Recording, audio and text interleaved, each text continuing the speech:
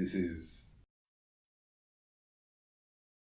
borderline the second conversation of the Conscious Choices podcast, and I wanted to title it Far From Home because I wanted to talk about, your experience in a foreign country, how that related with your life back home, and any of the challenges you might have gone through in your stay in Canada.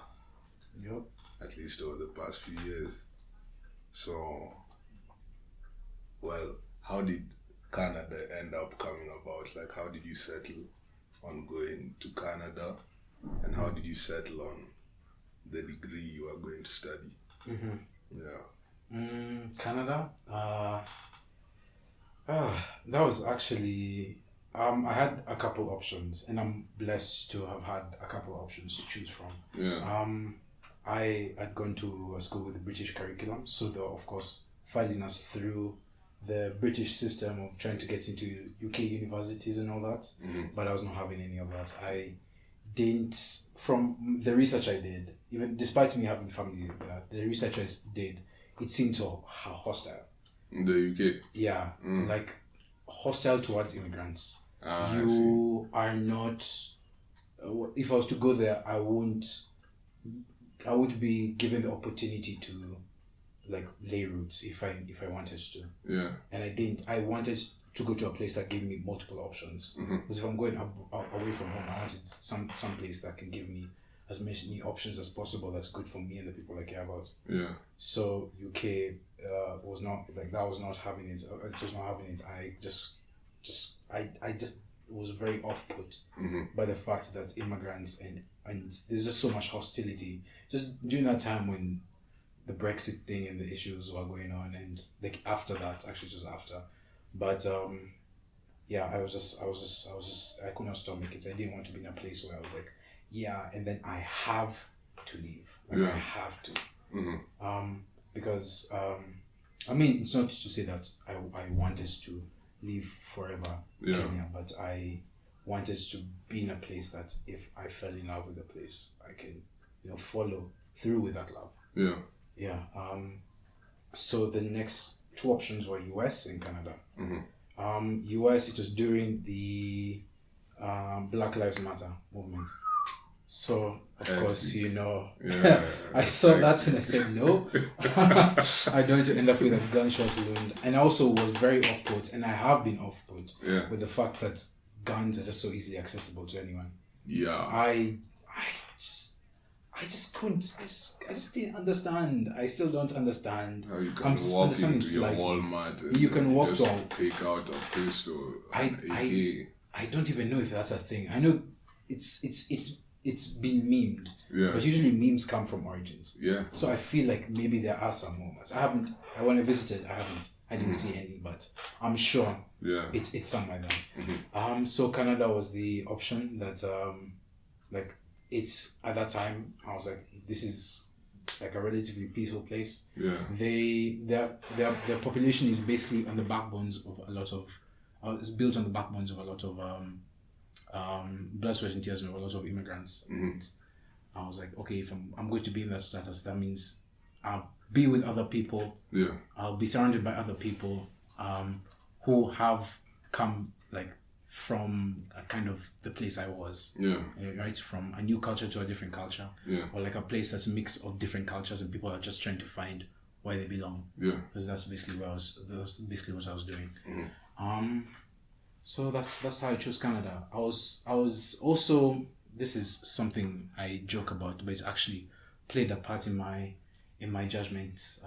I was like, okay, the winters are going to be cold. I'm okay with that because I don't like intense heat. Like right now, I'm wearing shorts and a t-shirt, but I would much rather just be in a tank top and walk everywhere with a tank top. Yeah. I just don't. I guess it's my body in its thermal regulation, but I like it when I'm cool or cold, and it also gives me the opportunity to style. When you put in different, because style involves different layers. Yeah. And I wanted to involve different layers into outfits instead of just wearing either like my school uniform at that time, or Yeah. shorts and a t-shirt, or jeans and a t-shirt, or something like that. Yeah. I wanted to be more flexible with the upper torso part. Yeah. Yeah. So So you knew the winter will allow you winter to express yourself in that yeah. facet. Yeah. So it'll allow me to try to express myself, because I've never been able to. I was never able to in terms of clothing. I wouldn't say I am now, but it's more like I've collected enough information that I can probably start off somewhere. Yeah. That's basically what I'd say. But yeah, it was basically a gateway. Yeah. Gateway. I love gateways. But yeah. Yeah. And now in Canada. Well, okay. You see, as somebody who's lived in Kenya his entire life, all I've ever been exposed to is Kenyans, Right. Africans. Yeah. You know? Yeah. You see the occasional white person Yeah. once in a while, but the most thing you're exposed to is your fellow Kenyan. So how does it feel? When did you go to Canada? By the way, how old are you? I was 18, turning 19. Yeah. So how does it feel for an 18, 19-year-old to go into a country or an environment where, it's like a melting pot of different cultures and different people? Because I know there's a lot of Caribbean influence in Canada. That's true. You have your white people, you have your French-speaking white people, you have people from East Africa, you have people from West Africa. So, as an 18, 19-year-old, how do you fit into that blend of cultures and people? And is it that you went there knowing who you are, or you went there and all these different people and all these different cultures sort of influenced the person you are today? Yeah. I'd say it's the latter. I would first begin by saying that I have been and I've lived in other places before Canada, like other countries outside, or one country outside of Africa. So was it Ghana? It was not. It was Indonesia. Ooh. So that's the first place I moved to. I think from the ages of 10 to 12, I was there. So that's the first place that's the first time I'd ever moved out of Kenya. Yeah. I'd ever been surrounded by other people that are not Kenyan. Yeah. So that was basically the beginning of my journey. I'd say across the globe, but it wasn't really across the globe. Borderline is. Borderline, I guess. Yeah. But it's like, I'd still see it as a fraction because I've seen how big it is. And there's a lot you could experience, but I haven't done it yet, of course. Yeah. But I guess because of that, I kind of understood what I was getting myself into. I understood how I would be perceived as different. Yeah. I had experienced that in my naivety as a child. Of course, 10 to 12, developmental ages. So at that time, it wasn't really good. I would say there are so many things I'd do better. But now that I was 18, after going, I went to Indonesia, then I moved to Ethiopia. Yeah. Then I went back to Kenya. Then for a time, during COVID lockdown, I went to Nigeria because my parents were there. Yeah. I was on boarding. They had to send me somewhere, so they sent me back to Nigeria. And then after the COVID lockdown, we all came back to Kenya. I finished high school, and then I went to Canada. Yeah. So I had the opportunity to also to stay and experience Kenya as a teenager, but also experience the world as a teenager. Yeah. And that left me with kind of trying to find who I was. I'd say. So when I touched down in Canada, I was not sure of who I was. I was not too sure. I'd say. I still had my values. I still knew that I care about my family. Yeah. I still knew I cared about health and stuff like that. But everything else, it was kind of, I knew that they were going to I was going to figure them out along the way. I just didn't know the kind of influence I was going to get. Yeah, so Canada, the adjustment was all right. I'd say all right because there's, of course, there are things that can change. Yeah. One, it was just the precipice of, like, just the ending of the whole COVID situation. Yeah. So 2021. And I had to navigate that by myself. So I flew to Canada by myself to start basically a new life, start in a new education system, university, and also university in Canada. Yeah. With people I don't know. I didn't know anyone. I didn't know how to get around in Canada. I didn't know who to talk to, what to say, what are the, like, I guess, the gestures of, like, politeness, because I know there's a stereotype of politeness, and usually it's a stereotype, but things are usually sometimes based on truth. Yeah. Right, it's just twisted. So I knew it was still important to do that. So yeah, it was all right. Rough beginning, and then I found my groove. I got to surround myself with good people because I think I had a knack for doing that. Yeah. When you move around a lot, you kind of figure out how to make friends easily, and unfortunately also how to just, like, say bye easily. Yeah. But the making friends part is what I focus on. There it's it's North America, so think of just kind of North American culture, and you're probably close to what you'd think. It's a lot. I don't know even how to describe it. Like stereotype wise, or stereotype the way wise, the media paints North Americans. Yeah.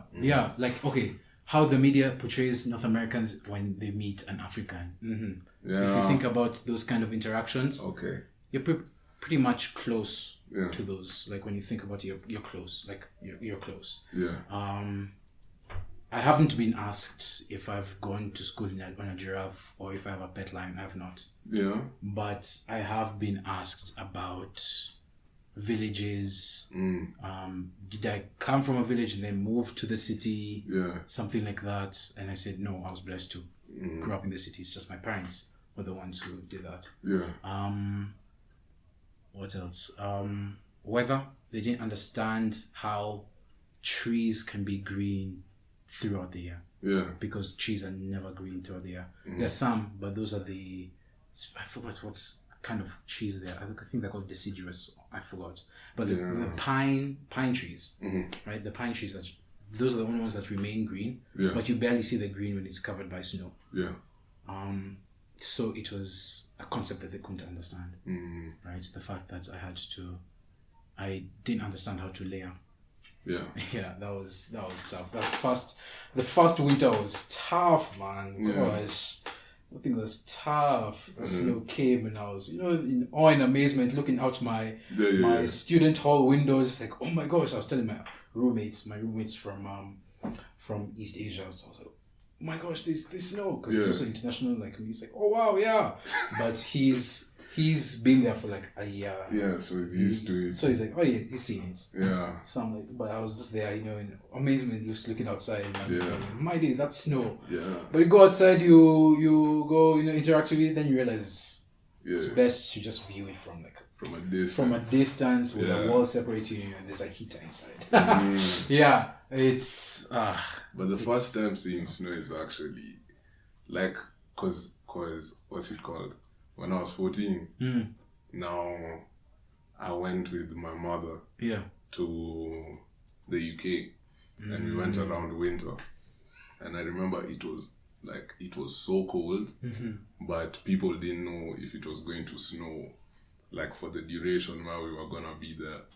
And I remember I just kept praying, because you grow up, you're seeing it in the movies, this snow thing, people are making snow angels, snowballs, and you never see a lake of it in this country unless you climb Mount Kenya. Most people out there just see snow. So I remember there's a night I was going to there was a convenience store next to the hostel where we were staying. I used to go there just to buy like sodas. They normally have this soda, it's called Tango. I don't know if it's sold in Kenya. If it's sold in Kenya, it's sold in very... Anyway, So yeah, like I was saying, they didn't predict that it was gonna snow around that time. So I had this sort of wishful thinking that even though it's like a few snowflakes, at least let me see one. And one random night it quote unquote snowed. Yeah. Like it was like a total of 10 snowflakes falling from the sky. Yeah. And my eyes, it's like they started glittering. I'd never seen something like that. But yeah. So seeing snow for the first time, it's crazy. Yeah. It's always a core memory. It's always a core memory for any kid out there or any person who has the kid in them. Yeah. It's really good. But yeah, so that first December was it's the winter season is it's longer than usual. I think that's because of the effects of global warming, but it can start in November or even October, and it can last till April. There can be snow from October till April. Yeah, that's half the year. Yeah, crazy. Yeah, so I think that happened recently, 2025, 2026. Yeah, because I was just told by someone there that it was snowing. It was how many days ago? 4 days ago. Yeah, 4 days ago it was snowing. And while I was still there, it had snowed sometime in October. It started snowing. So half a year of snow. It's not good for the mental man. They don't talk about that. They don't talk about the winter. What do you call it? Winter. What's it called? Winter depression. I think that's what it's called, or seasonal depression. That happens usually in winter. It makes sense. I mean, I study medical science, and I'll talk more about how I chose that. But I study medical science, and I understand like the importance of sunlight. And also basically the angle of the sun, basically where it is in reference to like the earth. The amount of sunlight you get, and also your skin color. Black people, we're blessed with melanin. One of the things melanin does is reduces the amount of vitamin D produced from the sun. So we need way more basically sunlight exposure than people with, I wouldn't say less melanin, but less darker melanin.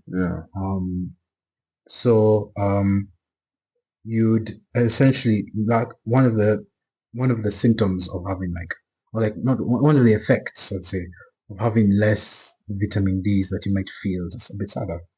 That's just my experience. I have this is not like scientific. I don't have any paper or anything at the top of my head. This is from my experience, but it's being talked about, so I believe there's a correlation. I have to do more research into that. But yeah, so that low vitamin D, you just feel a bit just less hopeful, I guess. And it was this one December, it was second year. I decided to stay. So a lot of international students, or a lot of Kenyans there. There are not many, but the ones that are there, most of them used to go home for the December holiday, and then they'd fly back in January, at the beginning of January. That's that December of second year, so that's 2022 December. I decided to stay because I wanted to see how it was like, for someone to experience all seasons in Canada. Because I had that was basically my prerequisite to see if I'd be able to stay in this place forever. Like not forever, but for a considerable amount of time beyond graduation. It was not the best. That was not the best, but I think it's just that situation, which I'm not going to get into. But yeah, I missed family. This is basically the gist of it. I missed family.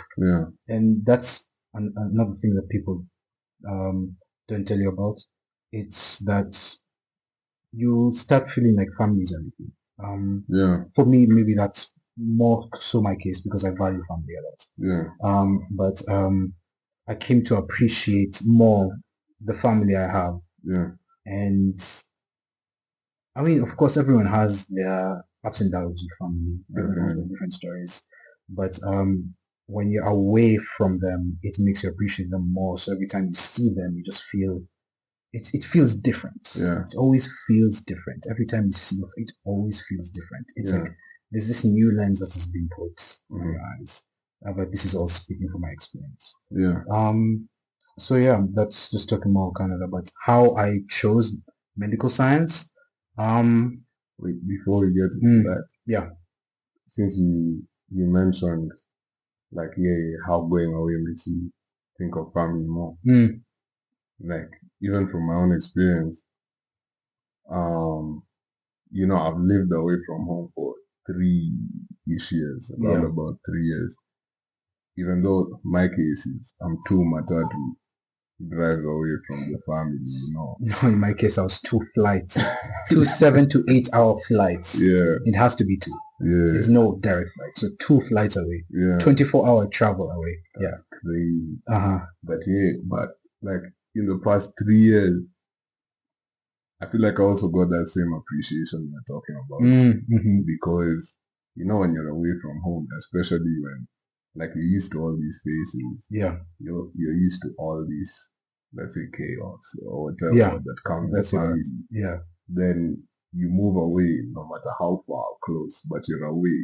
So the you're distance. no longer exposed to that every day. And for me, it reached a point, because my house it's a noisy house. You'll never lack noise in my house. So I'd find myself in this new home I'd moved to, and I'm missing the noise when it's too quiet. To the point where, I'd go, and I'd gone away for uni as well. So I'd go 3-4 months, let's say I haven't gone back home. And I come back home, and there's just this level of appreciation you have for the faces that you see. Yeah. And I'm like, before I moved, the noise would get me, but I'm like, sometimes I'm looking forward to that noise. Like, it just makes me feel like I'm at home. Or you know how, even in an African context, how your parents will always send you around for whatever. Yeah, those errands. That's basically what I'm doing now. Yeah. And sometimes you can be like, what's all this about? Better things to do. Yeah. But then now when you're away from home, you're like, is there anything you want me to do? Yeah, can I do this? Can I do that? Yeah. You appreciate the people for who they are. Because you're like, you know what it feels like to be away from them. Yeah. So, I just wanted to touch on that. Yeah, but you're getting into how you chose med? Yeah, medical sciences. Or people call it biomedical sciences. Yeah. Basically, you're learning about the different science topics that can be covered in medicine. Not medicine, the course, but the medical field. Yeah. Which involves the research too. Yeah. So you're basically being taught how to be either a researcher or a doctor or some other avenue that involves human biology, either biology of humans or life. Yeah. I say life. So I chose that because as a kid I wanted to be a doctor. First I wanted to be a surgeon, and then I realized they have to stay long hours away, and I was like, I can't do that. But I mean, uni showed me that I can.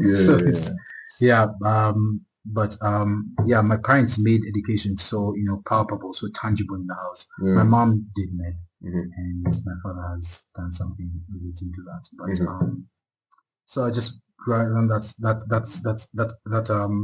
I guess tangible environment. And I was like, let me take all of that. So I was really good in the sciences, which is my favorite.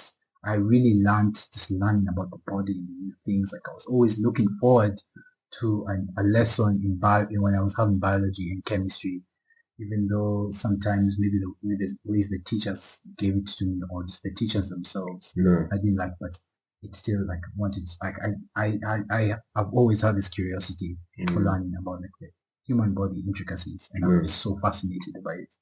So uni, it felt like a no-brainer. Like I had to do this. This is me. Yeah. That's what it felt like. Mhm. It is me. And when I talk to people who really absolutely despise bio, I'm just like, I can't understand. I can't understand. Yeah. I love it. I used to watch as a kid. I used to watch videos Yeah. explaining like different science concepts because I found that fascinating. Did you used to watch Crash Course? And Yeah. how they used to talk about The crash course. Yeah. Oh my gosh, the greens. Yeah. The green. Oh my gosh, Hank Green. Is it Hank? Or is it Joe? I forgot. One of the brothers. Yeah. Crash Course is good. There's this animated channel right now. I think it's called Chris Gazgat. I don't know how to pronounce it. I probably butchered it. Yeah. But I love the narrator. I love his voice and accent, but also the concepts they're studying, because it's not only about bio, it's about from the minuscule things to like the universe level scale, and just love all that. I just love it. Yeah. So yeah, medicine felt like a no-brainer, but I also wanted to see if medicine was actually for me, or it was just because my parents did it, or because I was told, oh, I can do it, or because, oh, you're good at the sciences. Okay, doctor, automatic. So I wanted to see if like there's probably a different alley. There's probably a different alleyway. Yeah. Safe to say, this is the one for me.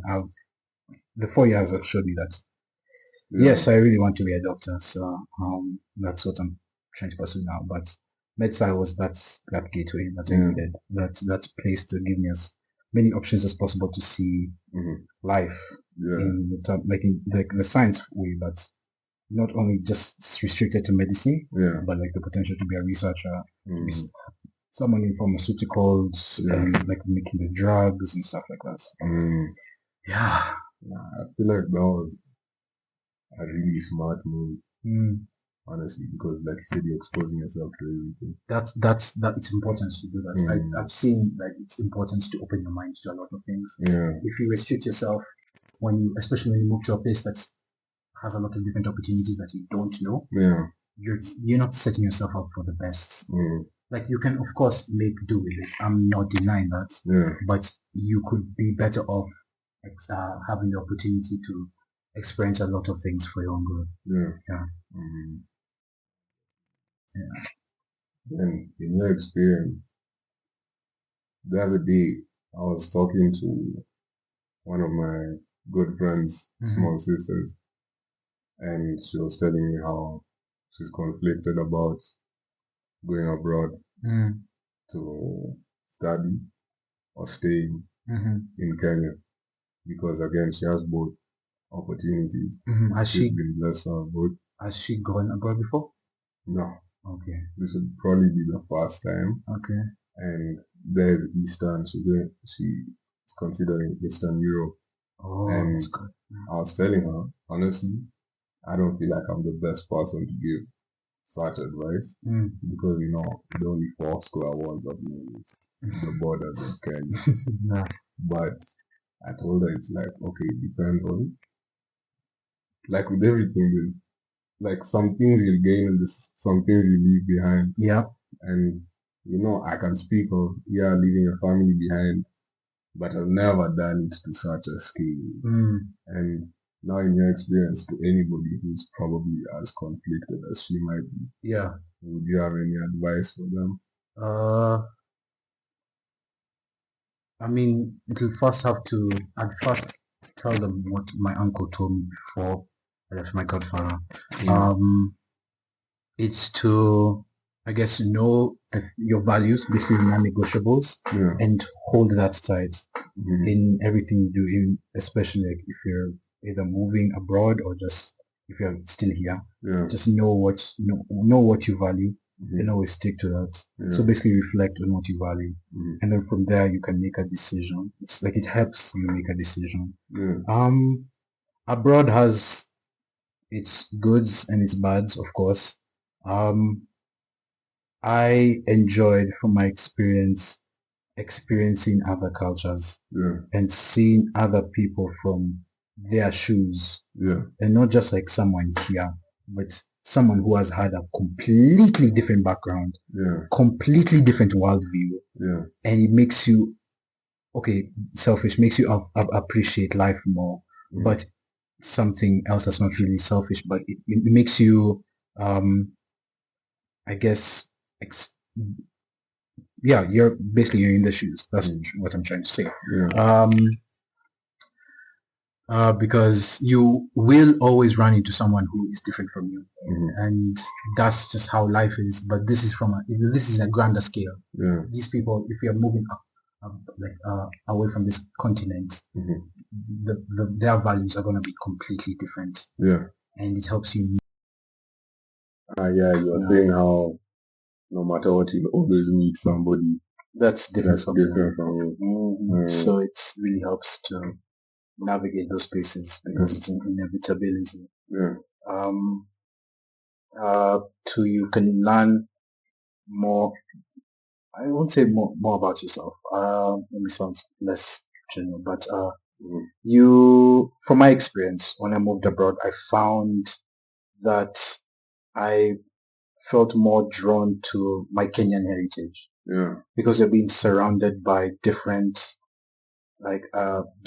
cultures. You may feel like, at this point, there was a period of time I felt like I could drown in them, because there's so many. Yeah. There was little commonality. We need some commonality, of course. Yeah. So, finding community, you get better at basically finding things you have in common with other people, and like sticking with them and supporting them and all that, because it's just like that's just what I experienced. There are not many Kenyans where I was, but the Kenyans I met, we stuck together, and yeah, it's like I found myself willingly checking news. I used to never check the news, but now I'm like checking the news because I want to Kenyans, KE. I'd checked because I wanted to feel a part of like what's going on. Yeah. But that brings me to one of the downsides. You may feel, I guess, estranged from your heritage. For me, it was a more severe degree. But that's because of moving around from an early age. So I felt, or I still feel, even now, even though I'm here, I still feel like sometimes I feel like I'm not Kenyan, because of like there's some things I've missed, and those are like really critical. You just has to be there, like if you know, you know. If you know, you know. And I didn't know at the time. I catch up later, but I haven't been able to experience, like other people who I've already known. I just got to know. So that's like it's. I mean, you can always combat it by finding people that share you have in common, like you have commonalities with, but it's an inevitability as well. The heritage thing. So a lot of identity things. I mean, the most common downside is also money. Different currencies and stuff like that, and also just the different economies. Canada's job market was not good. I'm just gonna say that it was not good. Maybe it was better when I started, but I wanted to focus more on my academics. So when I was done, and I was like, oh, let's stay a bit, let me get some work. I was not able to find anywhere. So it's not that great. Depends on where you go, and I mean, you also get your fair share of like a microaggression, racism. Depending on where you go, it could be more intense or less intense. There's probably a lot more, but it's really it depends on your values. That's why the first thing is to evaluate what you care about, what you value, and then the pros and cons will be in relation to that. I think that's genuinely actually the best advice you could probably give somebody. No, I don't even think it's just confined to moving away and starting a new life. I feel like it's applicable everywhere. Because even for myself, as I entered university from high school, and we talked about this some other day, how I had that identity crisis. And you see, when you have that, you're open to being pulled into any direction. Yeah. And picking up any person's values, or any person's morals and their practices and whatever. Yeah. And I mean, I'm dealing with the consequences of that to this day to some extent. But see now, if I had known that, if I'd gone into university knowing, okay, this is what I believe in, this is what I stand for, this is what I stand against, it can even put you towards looking for people who share those beliefs, people you can grow with, it aligns you with opportunities that are actually meant for you, and all that sweet stuff. So, yeah, knowing your values and knowing yourself can never go wrong. Never. Yeah. But another hard part is how do you do that? How do you find yourself?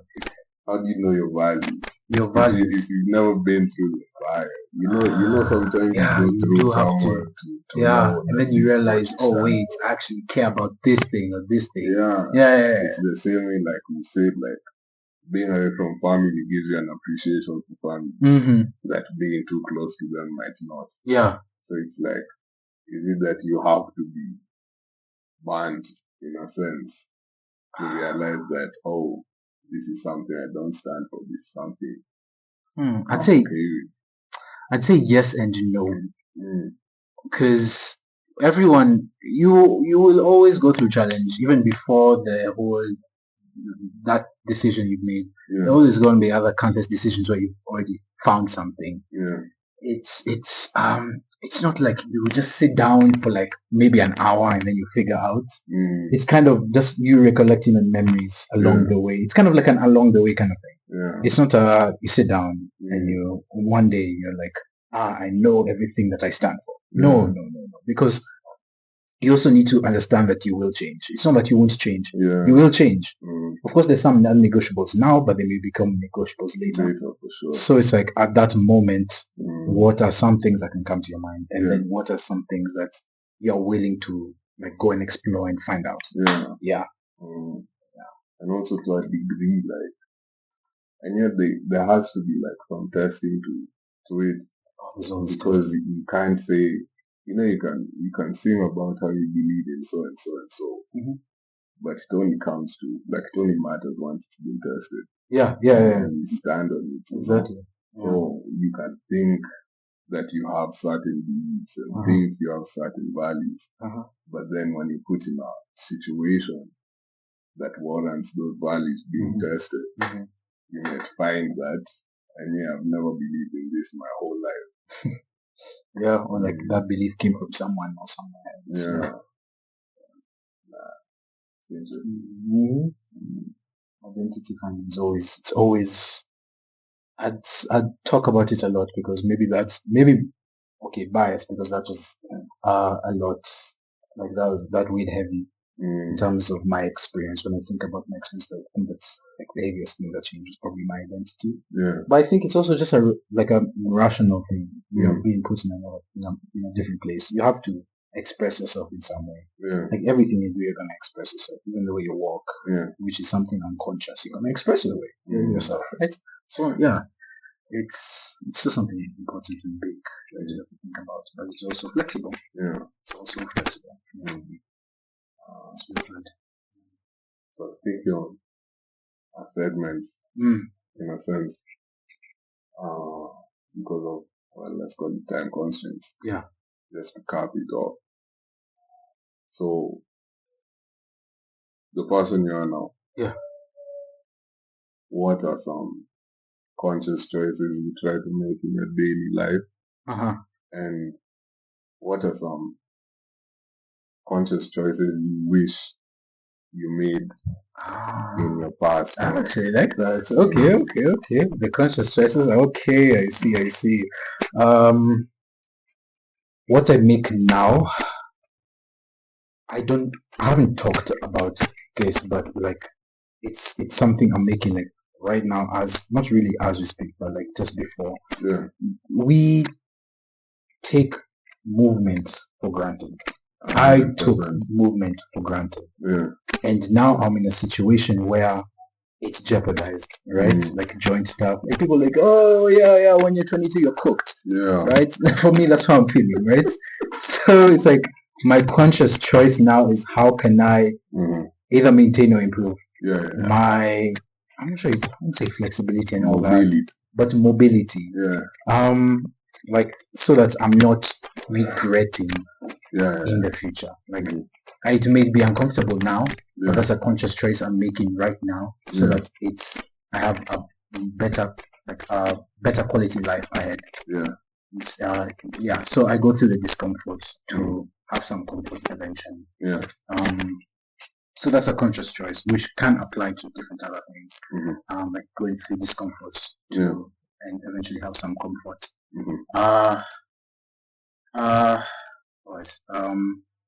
I mean, spiritual, or I'd say I'm religious, Christian, so it's took a while to get there, but I'm here now. It was, I guess, difficult because it's difficult, right? It's difficult. I mean, at the beginning, I thought it was a robot, like something more than that. It's more than that, but I won't get into that. So basically, I'm just saying it's difficult, but you're basically setting yourself up for yourself and other people. That's a cool thing. For comfort, but not we say comfort, for a better future. I'd say that. What else? But that's not the whole story. Christianity is a bit. Another conscious choice. How I use my time. I'd say. Which that's going to be something I'm doing now and something I wish I did, because I'm always failing at like times when I'm like doom scrolling. When I could search up this one thing that I was thinking about like 2 days ago. Just a quick search up. But why am I postponing that? It's just a quick search up. Just for curiosity's sake, and the fact that I identify someone who learns or who's a learner, right? So that's something I wish I also did, like just like the tasks I always think of doing. I'm like, let me just do that. Let me just try to do that. Like now I'm doing piano.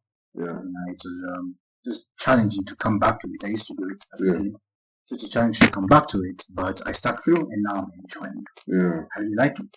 I was not really athletic, but now I enjoy going to the gym. And seeing the progress and also just seeing how my quality of life has changed. It's just like, I love that. And I wish I did that earlier, like before I even moved when I was like a kid. Maybe just do a couple more laps of stuff, or just even run, or just get up from my chair. I used to play games so much. I still do, but I way more before, like just like get up and just like walk around. I guess I wish I said I love you more, like, especially to my family. I feel that. So spiritual when I went away, I just realized, wow. Do I even say that to them? So my sisters, two sisters, I every now and then I make sure I remember. And after let me say it. I say it to them. My mom, my dad. Because I think it's important. It's important. I was gonna say you never know, but I'm not gonna say that because that's too morbid. And I don't want to promote that kind of thinking. It's just like it's good. It's good. It'll never bring any harm.